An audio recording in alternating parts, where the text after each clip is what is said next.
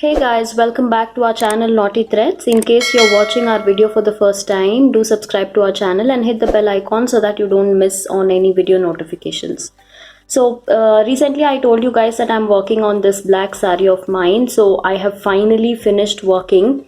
So here I am with the tutorial, and this is the design I worked for this sari. Because it has got that geometrical design, I wanted to try out this design and see how it looks, but I really love the way it looks. I also draped the pallu randomly and I checked. So I must tell you guys, do give it a try and I'm sure you will love the outcome. So this is the design. Let me show it to you. This is how it is worked. So you don't need to know any crochet skills or how to tie the tassel or anything like that. If you are very new to doing kuchu, you guys can simply go ahead and try this design and I'm sure it'll come out well. So what is required for this is net and shimmer fabric. I have used about I think somewhere around 30 centimeters or 30 to 40 centimeters of shimmer, and I am not really sure how much net I used because I had some black net lying around, so I just used it from that.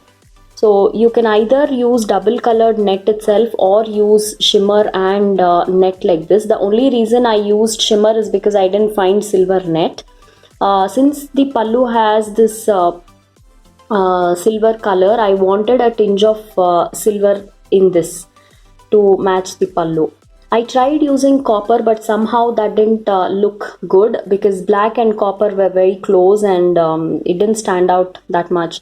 So that's the reason I am using silver. Let us see how I work this design. So watch the video till the end and do let me know how you like it in the comment section. Now let's get started. So I've picoed the sari pallu here and I've measured the width and it is somewhere around 45 inches. So I have marked at every inch. So that way I'm going to need 46 pieces. So we'll get all 46 pieces ready and then I'll show you guys how to attach them one by one. So I'm using two types of fabric here. One is net and the other one is shimmer, which is in silver color. Now if you guys notice, this silver is kind of very dull and nice silver, but this is too bright. So I'm going to use this as the inner, because if I just use the net, then this bead will be visible when I tie it. So that is the reason I'm using this shimmer, and I have used 2 layers of net here. So here there are 2 pieces, and the diameter of this circle is around 2.25 centimeters because I wanted these to be small. If you want them to be bigger, then you'll have to cut a bigger circle.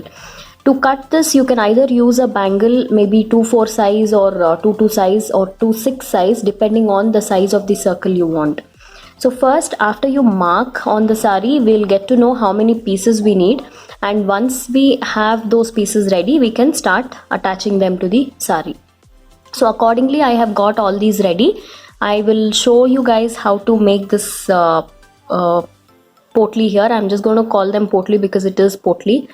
So the shimmer goes inside, and on top of that I'm going to place 2 layers of net.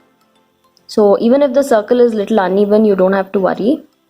So place it like this, and I'm using this kind of a gold bead. This is a plastic bead. So keep it in the center and make sure the hole faces on the top like this. And just like how you tie your regular potli, hold all this fabric together and tie a potli. So here my pallu measured 45 inches and I have marked at every inch. So I'm going to need 46 pieces. So using cotton thread, I'm going to just tie it like this and then knot it like this. So do that 2 to 3 times and then we can trim off the extra thread.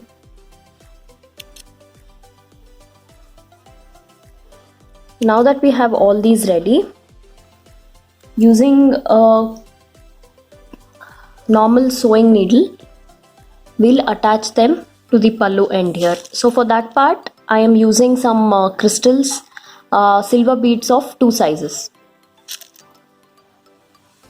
I've started attaching these to the sari pallu on the mark I made at 1 inch distance. So this is how it looks after attaching. So I really like the way it hangs, and it looks a little different when compared to all the other regular kuchu.